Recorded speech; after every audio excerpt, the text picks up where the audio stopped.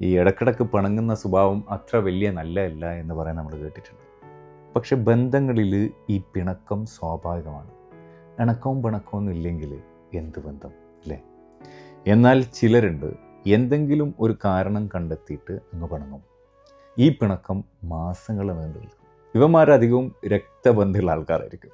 ഉപ്പാൻ്റെ ഏട്ടൻ അനിയൻ, ഏട്ടൻ്റെ മക്കൾ, അനിയൻ്റെ മക്കൾ, ഉമ്മാൻ്റെ ഏട്ടത്തിൻ്റെ മക്കൾ, ഇങ്ങനെ ബന്ധുക്കളിൽ എന്തെങ്കിലും ഒരു പ്രശ്നം കണ്ടെത്തിയിട്ട് ആ വീടുമായിട്ട് യാതൊരു ബന്ധവും കീപ്പ് ചെയ്യാതെ നിൽക്കുന്ന ആൾക്കാർ. എന്നാൽ മറ്റു ചിലരുണ്ട്, അവരും പിണങ്ങും. പക്ഷേ ആ പിണക്കം മാറ്റാനായിട്ട് അവരേത് റിസ്ക്കും എടുക്കും, ഏതറ്റം വരെയും സഞ്ചരിക്കും, എന്നിട്ട് ആ പിണക്കം മാറ്റിയിരിക്കും. ഒരു പക്ഷേ ആ തെറ്റ് അവരുടേതായിരിക്കില്ല, എങ്കിലും അവർ സ്വയം കുറ്റമേറ്റെടുക്കും, എന്നിട്ട് പിണക്കം മാറ്റും. എൻ്റെ അഭിപ്രായത്തിൽ ഞാൻ പറയുക, നല്ല മനുഷ്യന്മാർ ആരാന്ന് ചോദിച്ചു കഴിഞ്ഞാൽ ഇത്തരക്കാരെയാണ്. പിണങ്ങി നിൽക്കുന്ന ആൾക്കാരെ വീണ്ടും ഇണക്കാൻ ശ്രമിക്കുന്നവർ, എന്ത് റിസ്ക് എടുത്തിട്ടും അവരുമായിട്ടുള്ള ബന്ധം വീണ്ടും ഊട്ടി ഉറപ്പിക്കുന്നവൻ. നമ്മൾ ഇട്ട ഷർട്ട് നമ്മൾ തന്നെ ഊരുമെന്നൊരു ഉറപ്പുമില്ല, ഒരു സോറി പറയാൻ ചാൻസ് കിട്ടിക്കണമെന്നൊരു ഉറപ്പുമില്ല. ഒരു പിണക്കവും നീണ്ടു നിൽക്കാതിരിക്കട്ടെ.